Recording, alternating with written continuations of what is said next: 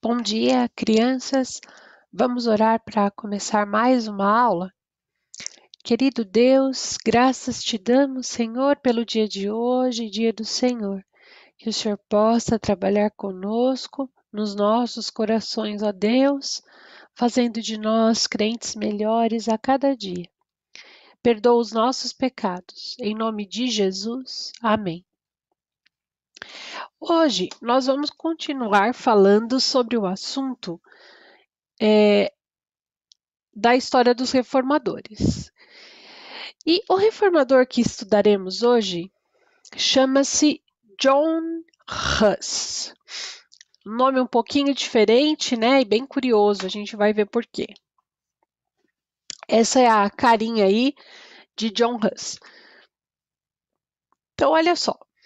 Ele nasceu possivelmente no dia 3 de julho de 1373 e ele faleceu em 1415. Ele nasceu na cidade de Husinec, ou Husinek, que fica a mais ou menos a 75 quilômetros de Praga, que é a capital da República Tcheca. Então, a gente vai ver em literatura que ele nasceu na Boêmia. Então, a Boêmia hoje é o que compreende ali a República Tcheca, que aí faz fronteira com a Alemanha, com a Áustria, com a Hungria, e assim vai, ok? Então, ele nasceu na Boêmia, é o que a gente encontra na literatura. Atualmente, aí na Boêmia, encontra-se a República Tcheca, que nós conhecemos, e a cidade onde ele nasceu fica próxima a capital da República Tcheca, que é Praga. E veja que interessante, Husinec ou Husinec, como a cidade é conhecida, quer dizer cidade ou lugar dos gansos, né? E aí vem o nome do nosso reformador, também chamado de Jan Hus, ou também conhecido como John Hus, ou simplesmente João Ganso. Esse sobrenome Hus foi ele mesmo quem se deu por conta da cidade, do lugar onde ele morava, tá? Então, ele ficou conhecido como João Ganso, em alusão à cidade da onde ele era ali proveniente, de onde ele viveu. John Hus, o que nós sabemos acerca dele é que ele era um homem de família muito humilde, muito pobre mesmo.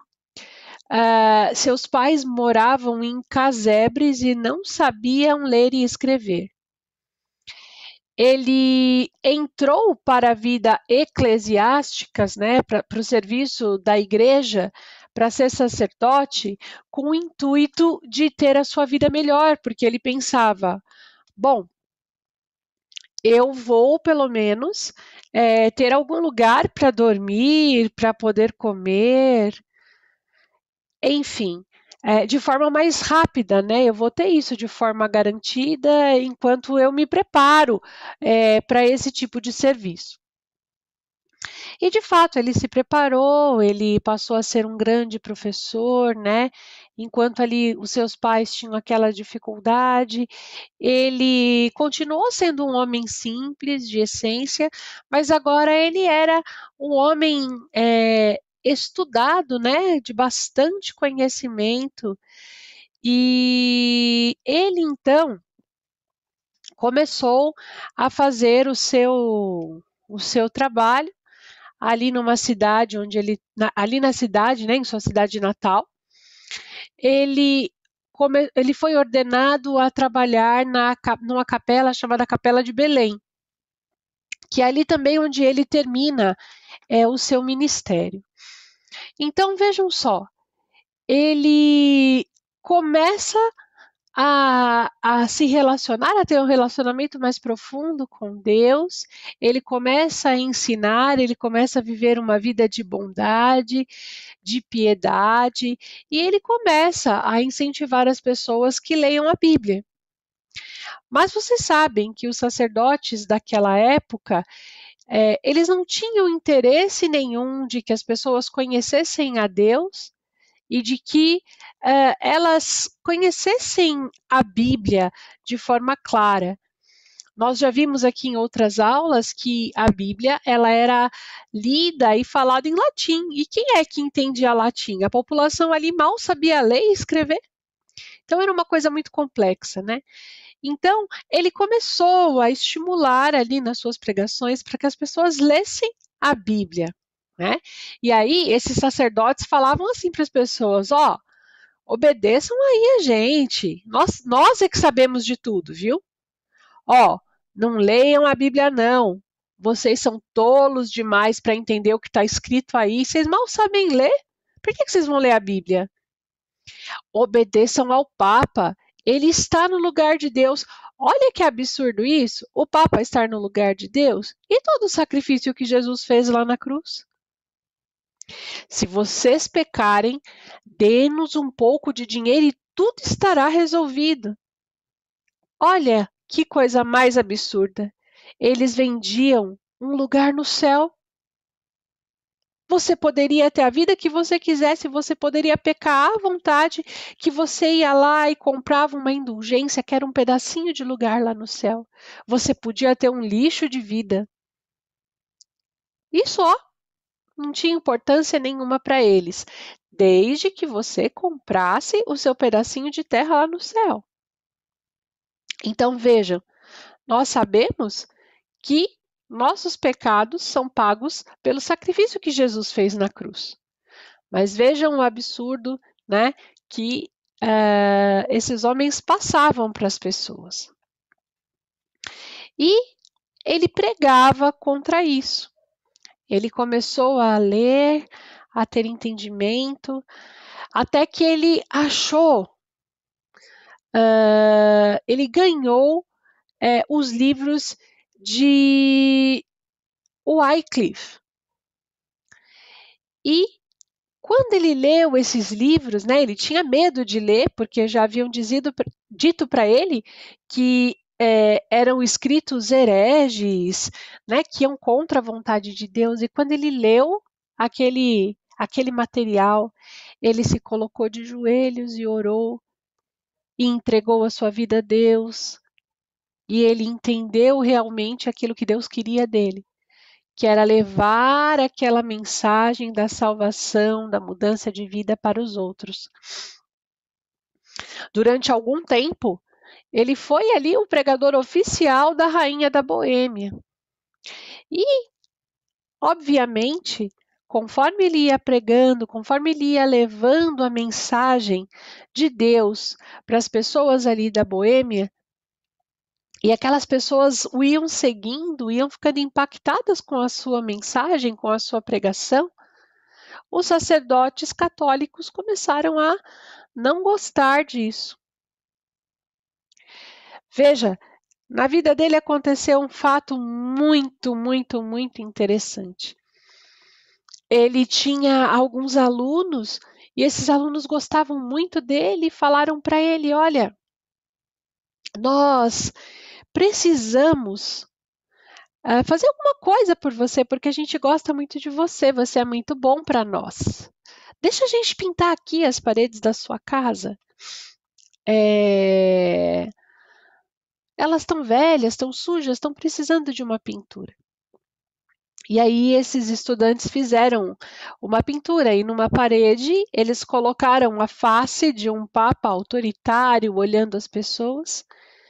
E na outra parede eles colocaram em contraste um Jesus com expressão de servo, com vestes de servo. E aí, quando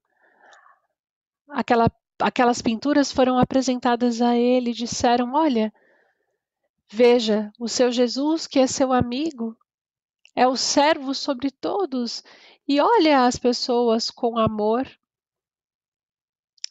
E este homem, que nada é, olha para os homens de uma forma tão autoritária. E John Hus, ele adverte aqueles meninos, olha, não falem mal do Papa, né? Ele sabia que aquilo era verdade, né? Mas ele não queria que o nome do Papa fosse difamado.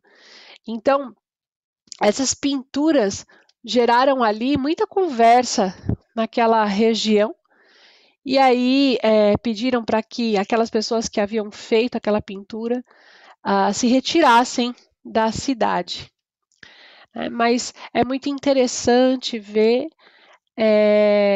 o contraste que eles enxergaram entre a vida de Jesus e a vida de um homem, né? Os diferentes sensos de autoridade. John Hus, ele era querido pelo imperador, que era um homem medroso, né? Mas ele era cada vez mais odiado pelos sacerdotes por conta da pregação, do ensino que ele fazia.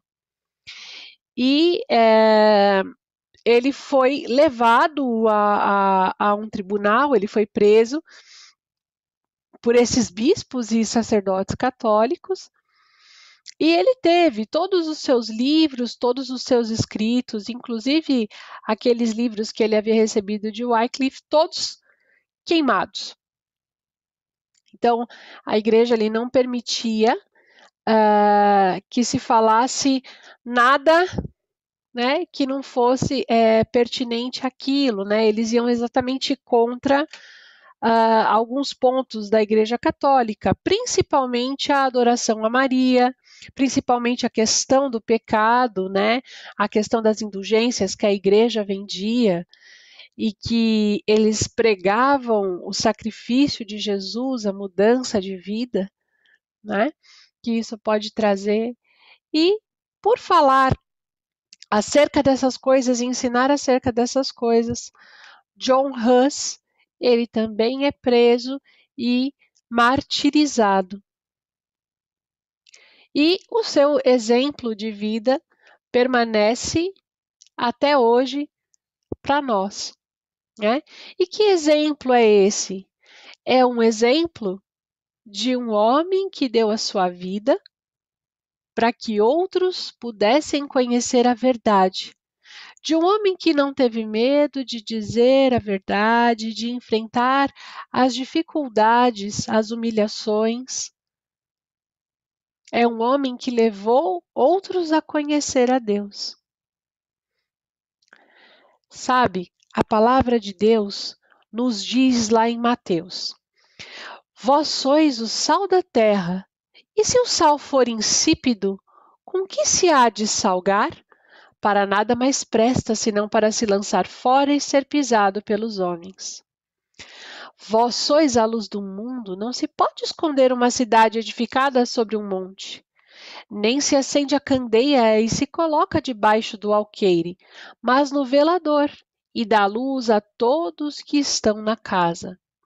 Assim resplandeça a vossa luz diante dos homens, para que vejam as vossas boas obras e glorifiquem ao vosso Pai que estás nos céus.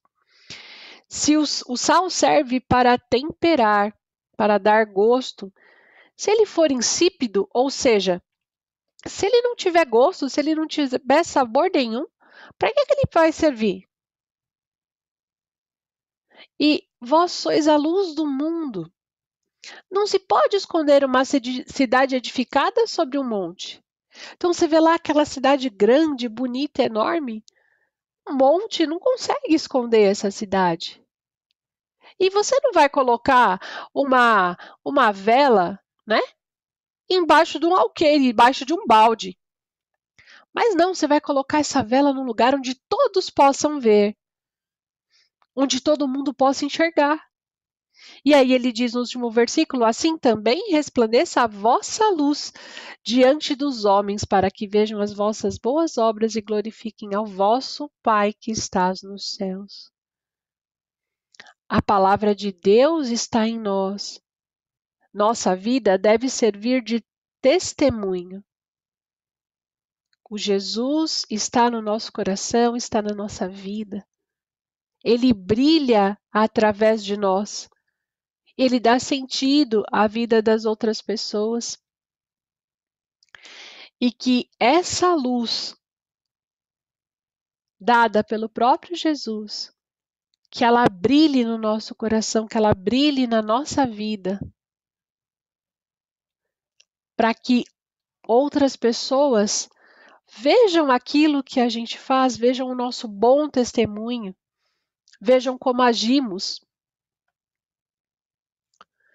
e que por causa disso elas conheçam a Deus e o glorifiquem. Foi assim que John Huss orou a Deus. Foi assim que ele serviu a esse Deus. Então vamos sempre nos lembrar disso. Assim resplandeça a vossa luz diante dos homens, para que vejam as vossas boas obras e glorifiquem a vosso Pai que estás nos céus. Que o nosso proceder possa ser luz, possa ser testemunho para os outros. Vamos orar? Querido Deus, graças te damos, Senhor, porque o Senhor nos permite aprender com a vida destes teus servos. Servos, ó Deus, que deram a vida por amor ao Senhor. Cuida de nós, ó Deus, e nos abençoa durante este dia. Em nome de Jesus. Amém. Até a semana que vem, crianças.